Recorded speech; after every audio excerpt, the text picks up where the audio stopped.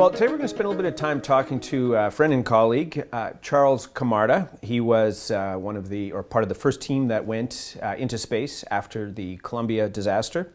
And one of the areas that's really been of terrific interest for me is his interest in education, his interest in changing how schools respond to the needs of students today. So Charlie, great to have you with us today. Thanks, George. So one of the first things, and this is a common question, I'm sure you've answered this probably tens of thousands of times in your career, but it's not every day you get to meet an astronaut. It's not every day we get to experience or hear what it's like being in space. So I'm wondering if you could talk a little bit about what was your journey like? Like, how did Charles Camarda, growing up in Queens, end up in space and then now in the education sector? Can you take us through that experience? Sure. When I was a child, it was we had the Mercury program. It was the United States against Russia, and we were in this race for space. And so these first Mercury 7 astronauts, these were like our heroes. These guys were like gods in their silver suits, and it was us against the Russians. You know, it was that time. And so these were kind of like my heroes. All the kids my age, we were very excited about space. And I just happened to be one of those geeky kids that also loved science. And so it was a natural for me. And so when I got old enough, that's definitely the way I was going. I went to Brooklyn Polytech for aerospace engineering. And I happened upon a professor that invited us, wanted to know who wanted to do an internship at NASA during the summer of their junior and senior years. And I think that's what really nailed it for me. Those 2 months working with some of the top people in the world that were in aerospace structures, working for NASA, and that mentorship led me down this path of research and advanced learning. Well, and one of the things I found fascinating about just your work is you emphasize a lot the importance of teams. And if you look at what happens in our schools and our classrooms, traditionally at least, it's been a structure where you have often a one-way flow of information, and that's the teacher directing information toward the students. And yet today, we can access content globally. We can take learning experiences from a range of YouTube to dedicated sites to sharing information online. And so all of a sudden, getting access to the information isn't as critical as it perhaps once was, but the team-based dynamic seems to become much more of a critical challenge. It's how do you work in teams, how do you flourish in teams, and how do you succeed in teams? So in your experience as well, I mean, the heart of NASA, you're on a team of astronauts. When you're going up into space, no one's redundant, everybody is critical, everybody brings different skill sets. So could you describe what that impact of working part of these high-performing teams has for how you currently see the importance of team-based approaches to learning? Yeah, absolutely. And you're absolutely right. That's what I think is wrong with the education system right now, especially even with my daughter growing up, being taught there's only one correct answer on a test, and it's all by yourself. And that's not how I learned even when I was young. I love building things, I love doing things, and I love failing and learning from failure. And I had parents that allowed me to do that. And so when I started working at NASA, working in a research culture was a lot different. And we were very close-knit. We had people in my particular branch that had skills, multiple skills in lots of different areas.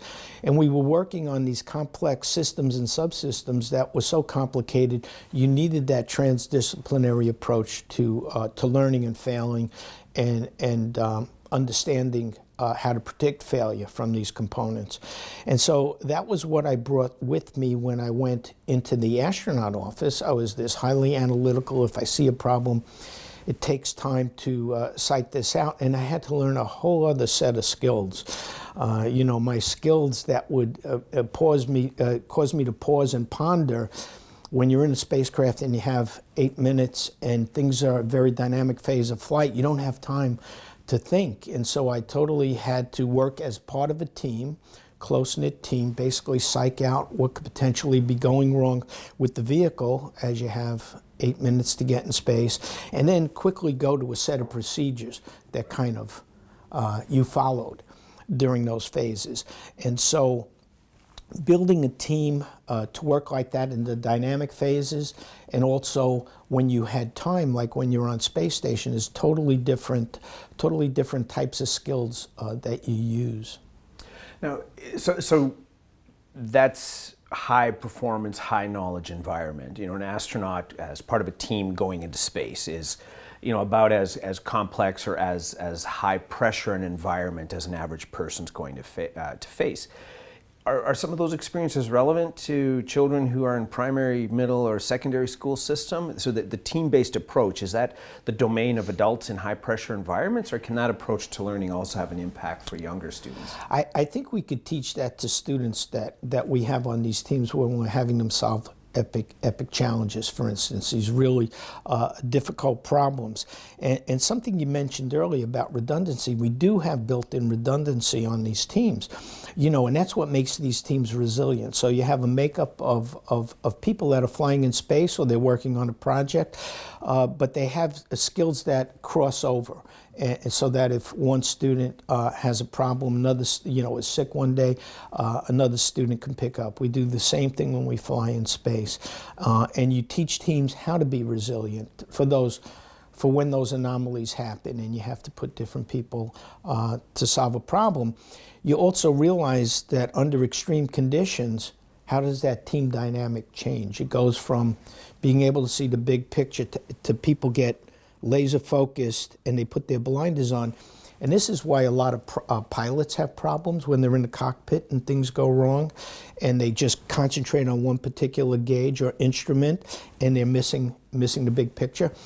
So we teach astronauts not to do that by putting them in simulators. And I think some of those skills we could also train students working on teams. And we can make the excitement, or we can make these problems challenging in any number of ways, compressing the time that the students have to do a problem and then watching how they work together as a team to acquire knowledge, to share knowledge, and to solve a problem as a team. Well, and if you look at in society today, at least in many corporate environments, teams are the core of how work gets done. If you see organizations such as Google or Amazon or Facebook, it's not an individual working in isolation. Big problems get solved through teams. So that's prevalent in certainly corporate environments. So you've articulated, the space industry is a team-based environment. The school system, you can focus on team-based environments and development. What about corporate sector?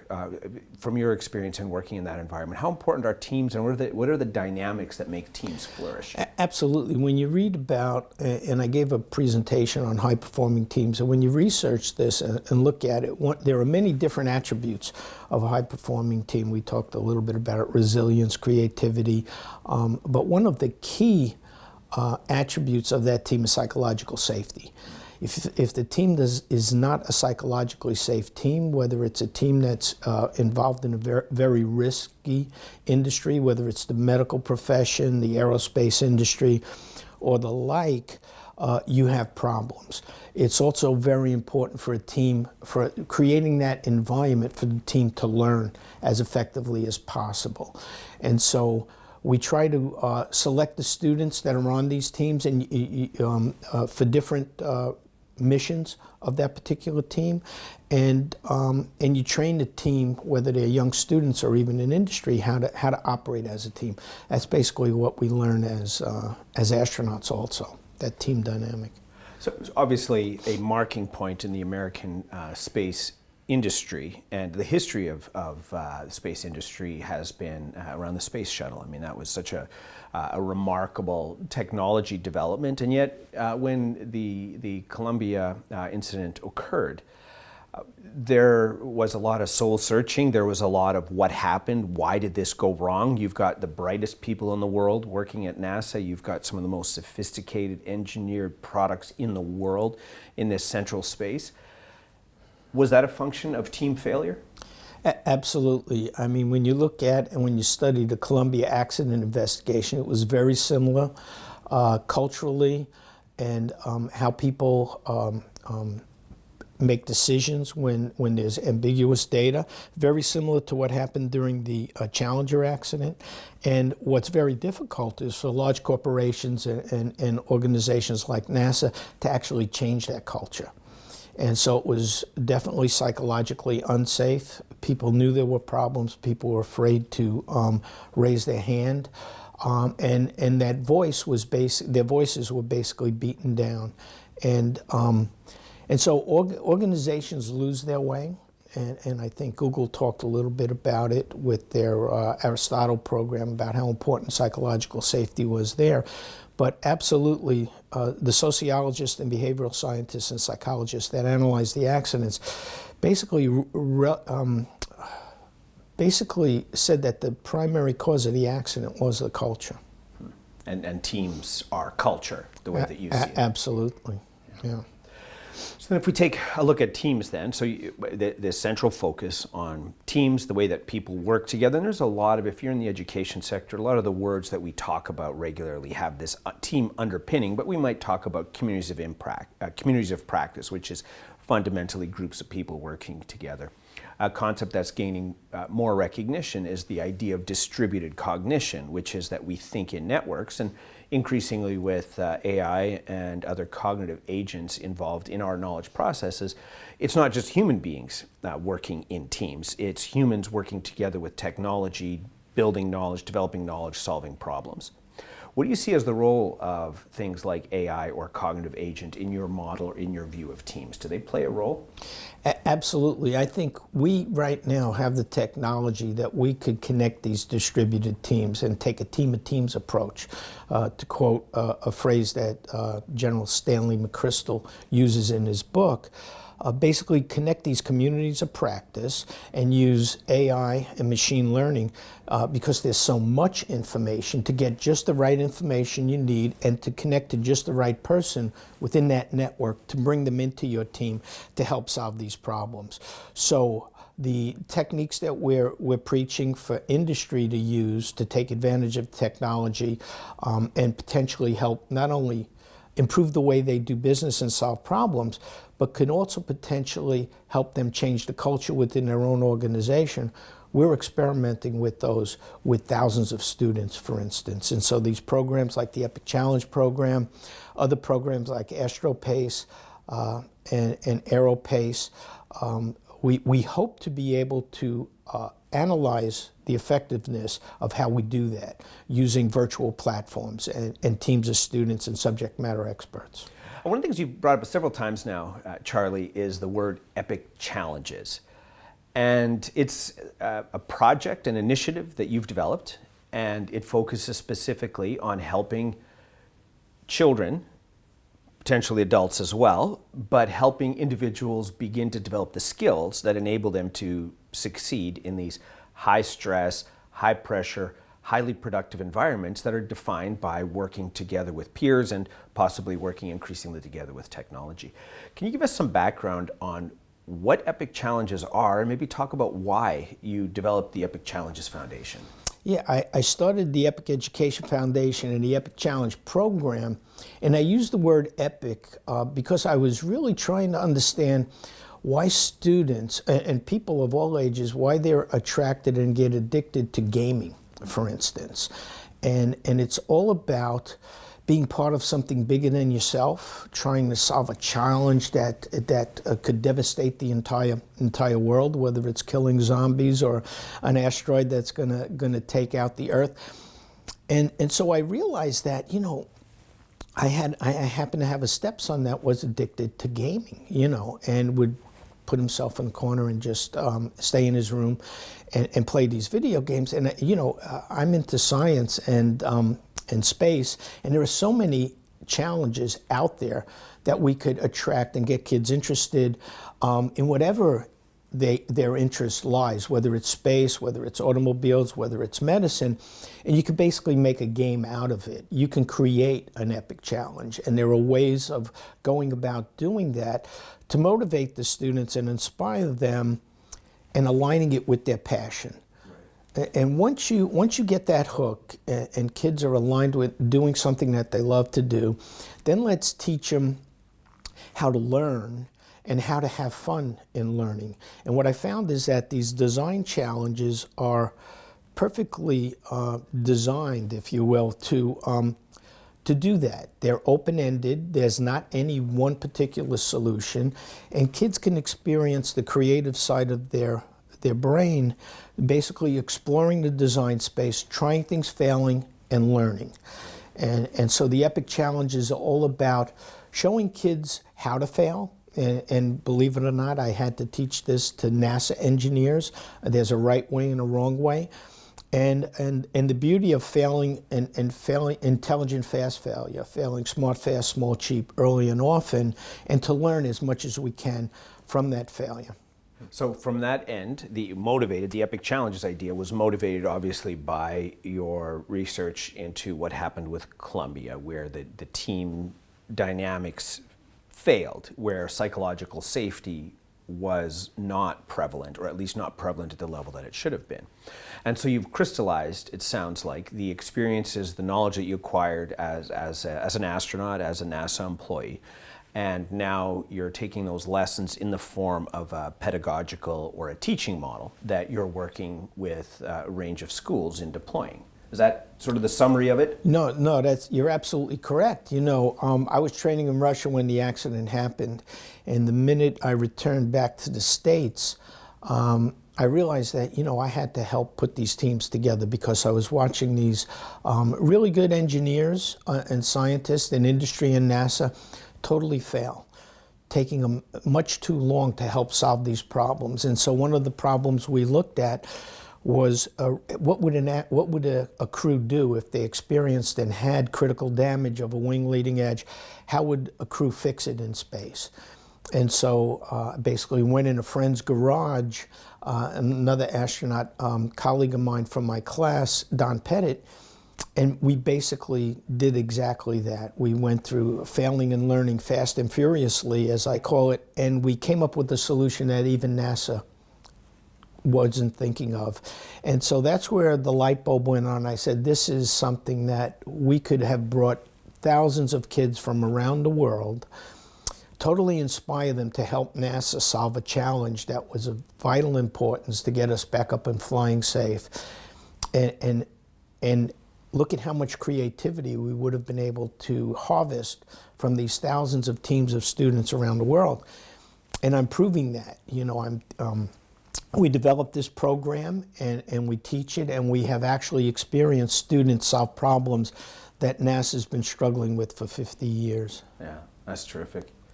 And so with the opportunity then for students to engage in these kinds of complex challenges, it's a very real life type skill. You're going to carry it with you when you're in a university environment. You're going to carry it with you when you enter into the labor market, or in a corporate setting or nonprofit, or whatever you end up doing, because it's the lone genius isn't as critical today in our very complex network world as they might have been 100 or 200 years ago, when that being a singular genius, you could sort of move the needle on directions in the world. But today it's teams, it's networks, it's being connected. From your end then, when you took over as the director for engineering, when you were at NASA, how did you implement some of these things to provide a team-based environment, or to learn the lessons of teams and team performance as you were leading a group? Actually, I was able to create the course and teach young NASA engineers. We prototyped it, we did it one time. As director of engineering, my vision was I wanted to create a miniature little skunkworks, a subdivision, if you will, where we could work these really critical problems that NASA was struggling with. We could train engineers in this new methodology, and we could cycle them through this space, like basically train them for 2 or 3 years, and then move them back into the fold and teach these skills so that the culture would become ingrained, and it would spread throughout the agency. Unfortunately, I was never allowed to do that. But this is what we're hoping to do with these programs, and being able to put them online, to be able to scale them so that not only can people learn, but they can participate virtually on these teams and help people around their own agency or their company be part of these EPIC challenges. So do organizations then, like, what is it that kills teams? What makes teams ineffective? I mean, on the one hand, you've mentioned psychological safety, or a lack of it can be damaging to team performance. So here you are, you're a clearly long-term employee at NASA. You've been to space and back. You're director of engineering, so it's not like you're someone who's not familiar with the organization, not familiar with the culture, like you're deeply ingrained in it, and I assume you know the ins and outs of the organization as a whole. You probably know most of the people that are in various leadership roles and so on. And what resulted in the pushback that you mentioned? Like, why were you not able to achieve a team-based model of performance in spite of developing the knowledge and the capabilities of younger astronauts? You know, NASA, just like many corporations, when they grow to a certain size and they mature, they become very highly bureaucratic, hierarchical, and so it's almost impossible to do something innovative and creative. You have so much inertia. You have incumbents at the top that are risk averse, if you will. They don't want to try anything new. And so what we're experimenting with now, and what I tried to propose to NASA, is a way to transform an organization. And so Gartner and many other consulting companies have been looking at this, and what they're finding is that these large corporations, about 83% of them fail. And why do they fail? And it's because of the inertia and the people at the top, the incumbents at the top. And so what I proposed to NASA was a plan or a formula that I believe would have helped them overcome that, where basically you look at these small groups that have that DNA in them for innovation and change. Like we have what's called the Swamp Works at NASA KSC. It used to be my branch back when I was a researcher at NASA Langley. And what I was saying was, let's take these epic challenges, let's pose them to these small teams, let's instruct them how to solve these problems, and let's connect them with other people in the organization or students outside the organization. And basically, by solving a problem that the agency is working on, but having a separate team that's running in parallel, that's small, that's unobtrusive, and doesn't take a lot of funding, when they actually come up and solve these critical problems, hopefully they will get it and they will understand, and you can spread that culture. The team model then, in your perspective, like the teams are pretty central. They're central in terms of how work gets done. They're central in terms of how projects are successfully completed. But more so, and you've already touched on or addressed the issue of culture, but they're also critical, what you're suggesting, to organizational transformation. Because as the world around us changes, companies continually need to respond. Colleges, universities, primary, secondary school systems continually need to respond to how they do things so that they can better align with those needs. So is your core argument then that digital transformation, and you mentioned that 83% of companies that attempt a transformation are unsuccessful in making that transformation. Are teams the key from your perspective in making that happen, or what else is needed? It's you definitely need teams, but you have to have recognition by key people in those corporations, in those organizations, that it's not a technical problem per se. It's you have to look at this from the behavioral science, sociology, psychological side of it, and how do you actually transform a culture. Unfortunately, people at the top at NASA come from the technical side of the house. We're primarily engineers and scientists, left-brained, and we don't really trust the psychologists, the sociologists, and how important they are, even though we have these accident investigations and it hits us in the face. This is what's causing the problem. We don't know how to deal with it. I really believe you don't only have the technology and expect the people to use it in a way. You have to train the people how to use it. You have to monitor how they're using that. And what we're doing, what we propose to NASA and to corporations is not only that you have the technology, but you use it in a way that it will be used in practice. And what we call maybe these epic challenges and these case studies, these use cases, that really you have to adopt the technology and you have to use it in order to solve these problems. So you have to develop the right kind of use case. And then you have to teach your employees at multi-generational levels of digital, knowledge about technology, all right, these digital dinosaurs to the digital natives, how to use the technology so that they become familiar with using it. On a final point then around epic challenges, which is perhaps more a comment than a question, is the interesting aspect with how you framed epic challenges. And I certainly see the value of soft skills or developing the non-technical dimensions of it, because that's key to how we work and how we function in teams. And if teams are the central unit by which work gets done, but also by which society gets transformed or organizations get transformed, understanding those soft skills are critical, and getting them started at a young age is equally critical. There was some work by psychologist Carl Breider and Marlene Scardmalia where they've addressed that children at a young age can start thinking like scientists. We don't need to treat children like they're empty vessels that we fill with our knowledge. You can have a child at a middle school level begin to think like a scientist. You know, look at some phenomena, try to understand what it means, form a hypothesis, engage in a structured process of interrogating that hypothesis, revising, updating, confirming, and so on. So I think I particularly like about the epic challenges approach is that you respect the scientific reasoning of younger children at the same level that comes out of the experience you obviously had at NASA Langley, where you were part of a highly dynamic research team. Yeah, absolutely. What we're finding, and I'm working with folks even in the United States where I live, where they are teaching engineering grades 1 to 3.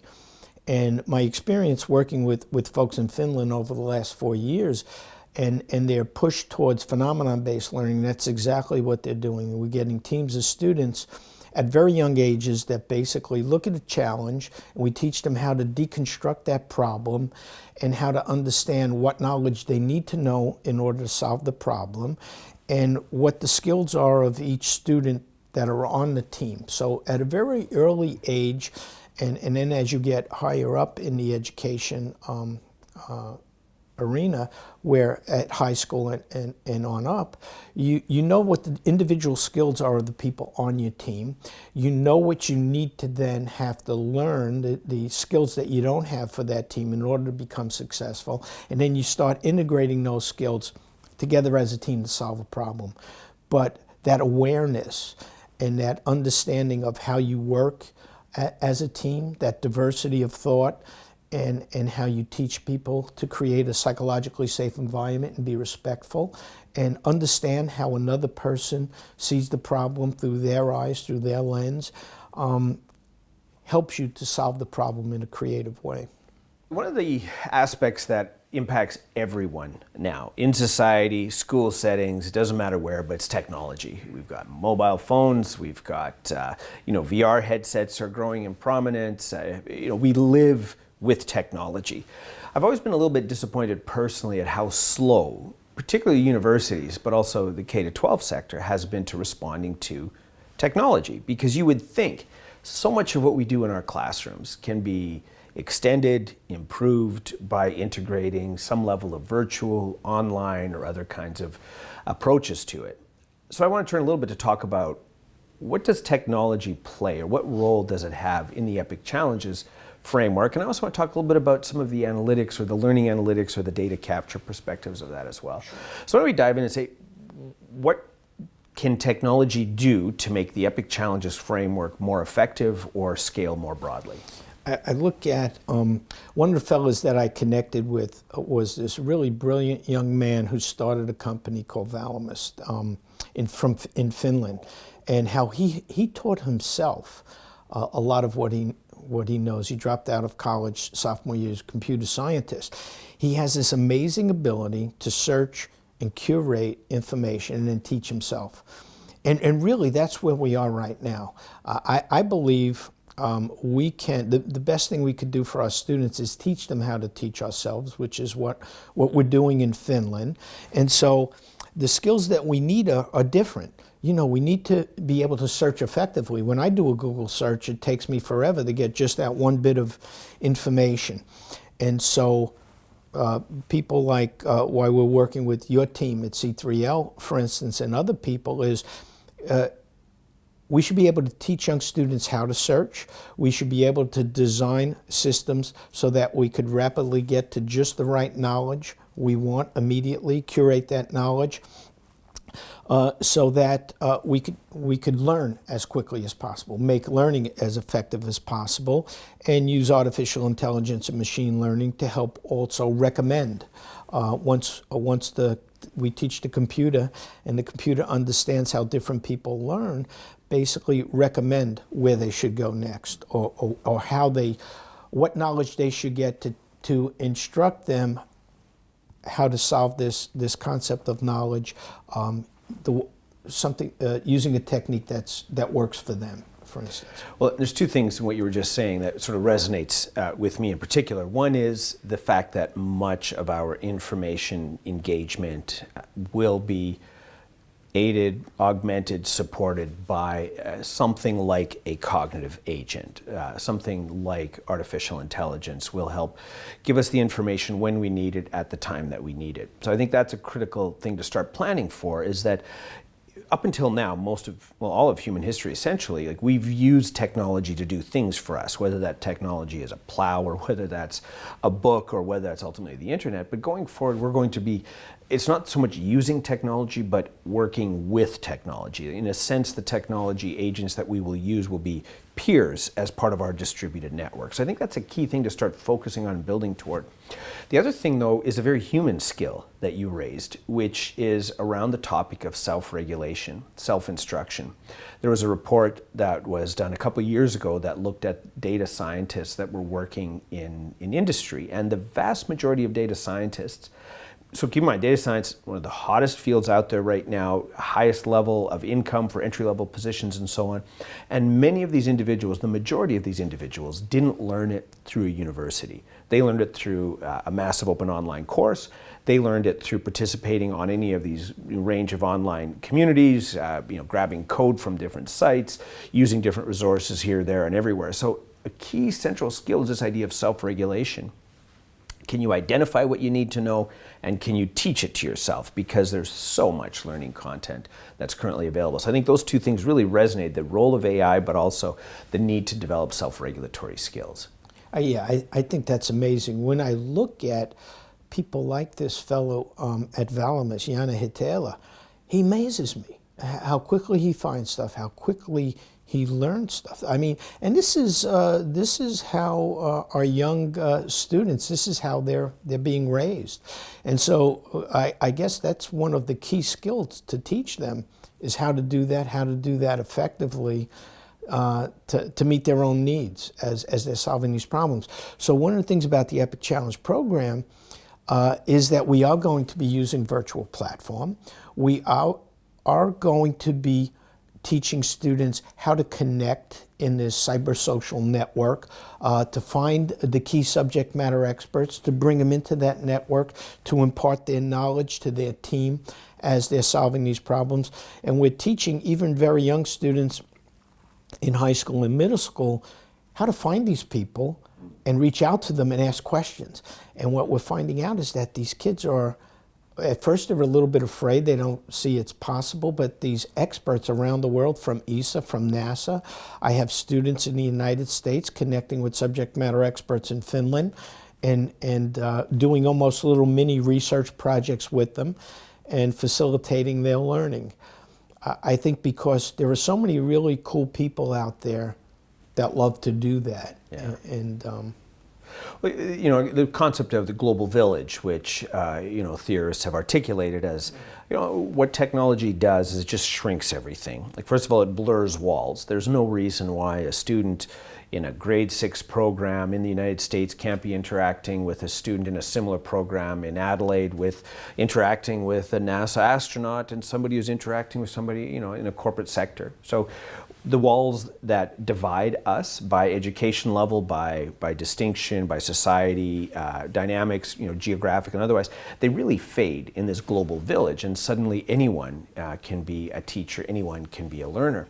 And what I found, with MOOCs, just one illustration, is you have 100+ million students globally at one level or another that have signed up for these courses. And there's always been some concerns about the completion rates, but setting that aside, you have hundreds of millions of students who have access to top quality educators. And one way to look at that is it's the network effect. Is for you to teach one student in a physical classroom is sort of a one-to-one relationship. You can maybe have 20, 30 students in a classroom with you.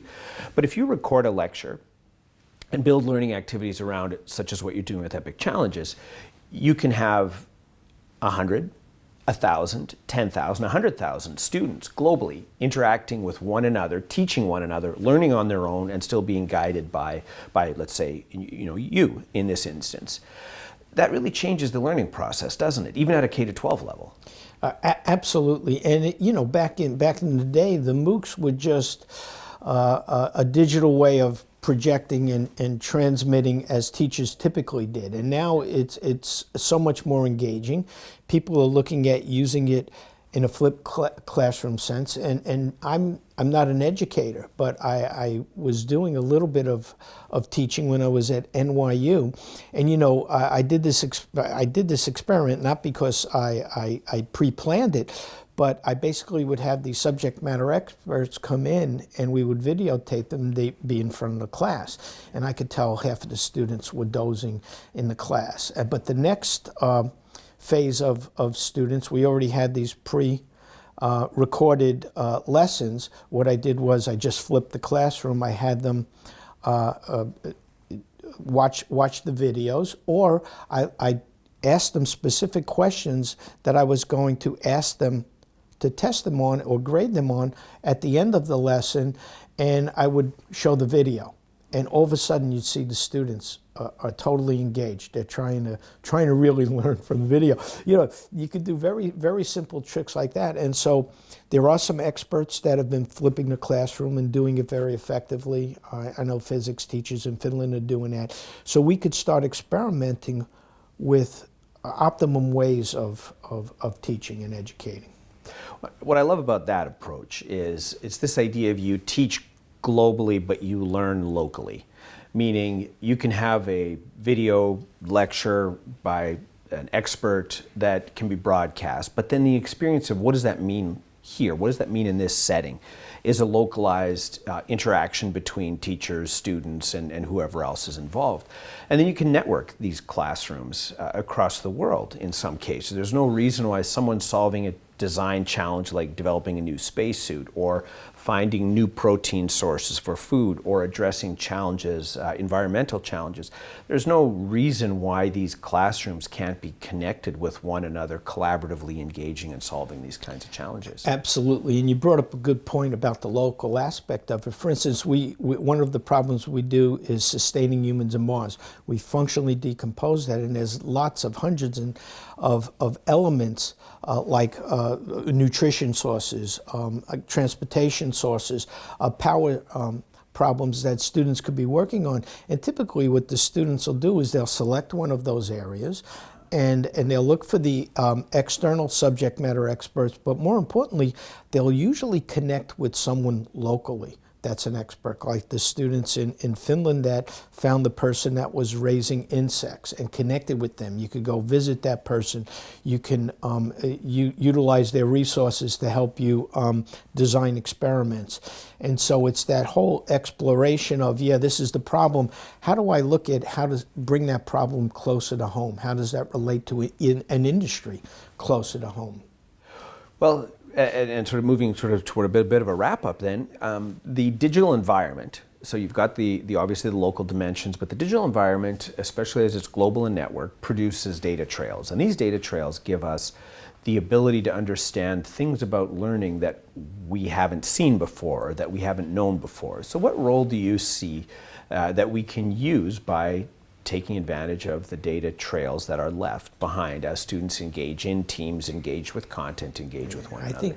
I think the beauty of the technology right now and the data analyst and this whole other branch in artificial intelligence and the team that you put together here at C3L, Center for Change and Complexity in Learning, is all about now we have the capability to collect all this data and we could do tons of research in multiple different areas, not just learning and effective learning and how do we create recommender engines to help personalize learning more effectively.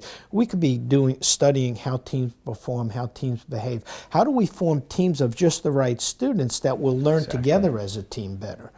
And so this is an amazing, amazing field right now that we're actually approaching this as scientists, collecting the data, doing the analysis to the point where we understand the ecosystem well enough, we could start using that to predict behavior. Yeah, that's terrific opportunities. So final question. Epic challenges 5 years from now, blue sky it a bit. What does it look like? What would your ideal world, you've made an impact, you've translated your NASA experience to practical impact in a classroom, it's globalizing.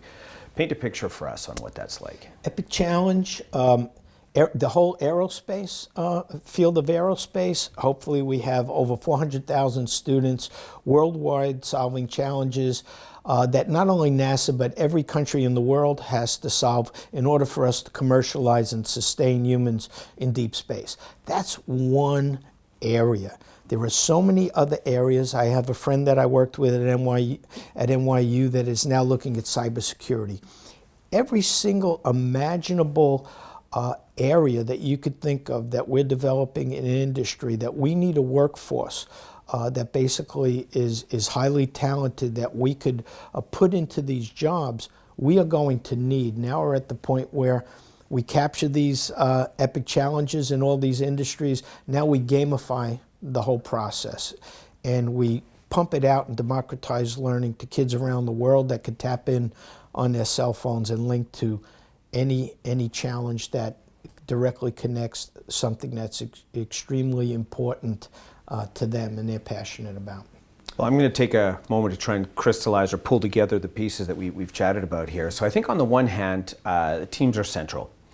What I like about the team approach is it places a lot of trust in the individual student. It says, doesn't matter what age you are, you can contribute, you can be involved, you can be a knowledge producer really at the youngest of ages. Yeah. And the way that you've developed Epic Challenges says that we can do this type of team-based work, which is the foundation of society, it's the foundation of corporate environments going forward. It's the foundation of how anything gets done. You look at the global green movement, or you look at any of the rights movements that are being fostered globally. It's derived by groups of people connecting, sharing a passion, and then starting to push things forward. So you take the Epic Challenges model that suggests, you know what, we can take this core concept of teams as a way to be productive, as a way to be effective, as a way to meet big challenges, and we can bring that right into any of our school systems. We can take those individual teams and connect them with teams in other systems, and you start to have a global, broader kind of a movement. The intractable challenges that we face as a society are not going to be solved with traditional teaching and learning models. And I think in your final point that you just mentioned, that's what really resonates with me is if you want to build people who can meet what we define as an emerging set of problems, difficult, challenging problems such as sustaining life on Mars, I don't think we're going to solve that by having somebody lecture at a group of bright, young, precocious kids that are easy to do stuff. They're easy to engage. They're eager to create things. And so we return again, even in that environment, it ends up being a team-based approach, and Epic Challenges being a launch pad for that kind of a team environment and solving these challenges, I think really ties that whole conversation together. Thanks very much for your time, Charlie. It's great to have you with us. Thanks, George.